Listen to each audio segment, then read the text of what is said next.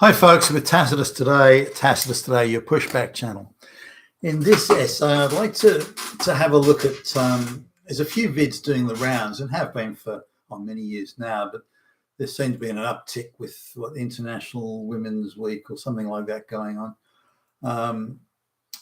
The business websites are awash with all this feminist nonsense, the wage gap and so on and so forth. Now, a number of younger sort of college kid age girls, mostly either lesbian or brown black, have been going around and posting videos complaining that it was only 5 minutes ago, if not a few weeks ago, a year or two ago, that women weren't allowed to work at all. Women were forbidden from working at all by the fucking Nazi patriarchy, which is all made up of white men, by the way. Women weren't allowed to work. Women weren't allowed to even go to school. They couldn't even go to kindergarten, for fuck's sake. That's how bad this patriarchy was. Women couldn't own land or property. Women couldn't get a loan from a bank. A woman couldn't, breathe the oxygen without the Nazis coming and all that sort of stuff. So, and this was in the Western world where, women weren't allowed to participate in any sort of voting and these sorts of things and so on. So the trouble is, it's all lies, particularly given that it was only a few years ago that this was going on. So these young women who have absolutely no idea are being told the most horrible and terrible lies about how the Western world was recently, as in a decade or so ago. Now, why so many lies if things were so bad as claimed, horrendously bad? The oppression was just off the charts. If things were so bad, then surely the facts alone would speak for themselves. I mean, if it's that bad, the facts would speak for themselves. So why so many lies is sort of where I'm going with this. Why push this narrative that relies 100% on lies? It's not like there's a bit of truth or we're massaging the facts here or a bit of a stretch or something like that. These are just outright lies. Well, how do you know that? Now I'm in my 60s now, so I go back some years, and if this was the case where women weren't allowed to work and women just weren't allowed to work. Women weren't allowed out the house without the Nazis coming and getting. And it's an absolute hysterical load of nonsense. So let's have a look. Well, I remember kindergarten, and there was only women teachers and assistants in the kindergarten, and they were jobs. I remember primary school that pretty much all bar one of the teachers was women, and in high school. Certainly all the art subjects were women, so things like English and geography and that sort of stuff was all women. So as far as I'm concerned, up until the time I finished senior high school, the majority or close to the majority were women. Outright majority in kindergarten and primary school, and at least half of the teaching staff complement in high school. In senior high school, there were fewer women, so that was a bit of a difference, but still there. I still remember senior high school female teachers. I remember every time, as a kid, I would go to the hospital or the medical centre. They were nearly all women there. I remember, one of the first doctors I ever saw was a woman. This is when I was probably 18 or something at the time. So the reason I remember that the female doctor was, I think she was a lesbian going back, but she had to decide she had to check the glands in my groin. I'm not really sure why. I don't think she really needed to. So she had one of those things that if the man gets aroused while that she can dong the erection like this little rubber mallet or something.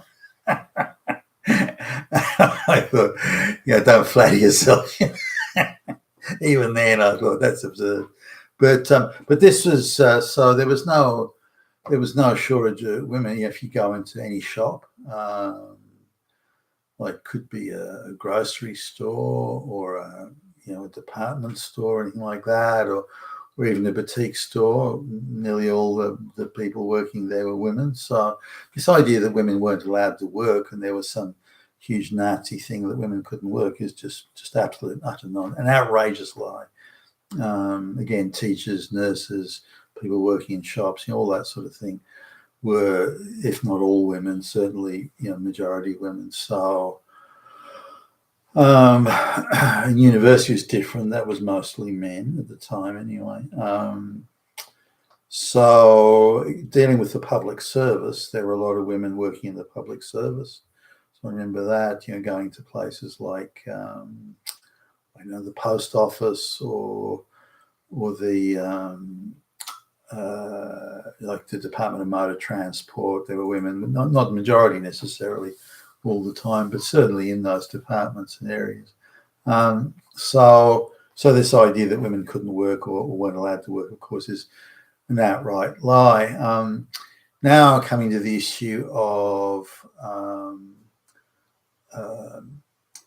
getting bank loans or buying a house or something like that. All the teachers and the nurses and the public servants, they all had their own credit unions and their own banks. So if you worked in those industries, then you had easy and access to loans to buy property and so on. That was all I was. So this idea that women were denied loans or couldn't get a loan or it's impossible to get, that's not true. Now, if you had a job in the private sector and it didn't make a whole lot of money or something like that, and you're at a certain age, which was deemed to be the prime get married, have children age, then private bank would be reluctant to give a loan there unless it was guarantored by, say, the woman's father or family members who owned a house, that type of thing. But that was the same for young men as well. I remember the first loan I applied for, which was the very princely sum of like $100 back in the day. I had to jump through, all sorts of hoops to get that $100 loan, which was it might have been 200, but it wasn't much. It was, and so the idea that women were uniquely being discriminated against is simply not true. And I got knocked back from quite a few places just because of my youth, even though I had a job and everything. So that's not true. Many women got loans to buy houses and this sort of thing, particularly some areas like teaching and nursing where you had a larger cohort of women who were not married and had no intention of marrying, lesbians, that sort of thing. So they had access to loans, and I remember at the time a lot of women who owned houses, single mothers too, owning houses. So that wasn't true. Now, in terms of voting, universal franchise for men and women has only been around for about 100 years. This idea that women were uniquely denied the vote simply isn't true. Only the wealthiest landowning or high income earning people could vote because it was presumed that, in the 1860s that they had greater skin in the game and therefore would vote on vote for, this is more federal parliament, by the way, would vote on the issues. But in things like local council elections and some state elections and so on, women could vote in all those. Women who owned property could vote. So women over the age of 30 who were property owners, and they could have inherited that, say the husband died or something. They were widowed. So they could vote. So this idea that women were denied the vote is simply not true. Poorer women and poorer men just couldn't vote. And even though technically at least there was universal male franchise in the United States, the reality as it washed up was quite a bit different. For example, say you're a wealthier person, then you had to be reasonably doing pretty good to own a horse and a carriage, for example, so or afford the carriage ride. Now, if you're in a bit of a rural area, which most people, or many people, not most, but many people were, in the mid to later 1800s, before the railways got around, is that the nearest polling station would require that you had a horse and a carriage to get there. But poor people couldn't afford that, so they couldn't go to the voting station.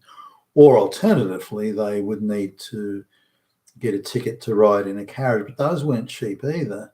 And given that demand on voting day was higher than normal, the carriage operators could jack up the price to make an extra buck, which meant the poorer people couldn't go. So it wasn't an issue of they weren't allowed to vote. It was just the cost of getting to the voting booth was too much for poorer people. So the idea again, so universal franchise for men and women has only been around for 100 years. So the lies that women were uniquely being oppressed by men is simply, again, not true.